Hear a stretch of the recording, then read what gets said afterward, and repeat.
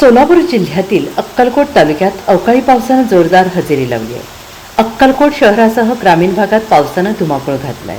दुपारनंतर अचानक वातावरणात बदल होऊन काळे ढग दाटून आले आणि त्यानंतर मुसळधार पावसासह मोठमोठ्या गारांचा वर्षाव सुरू झाला.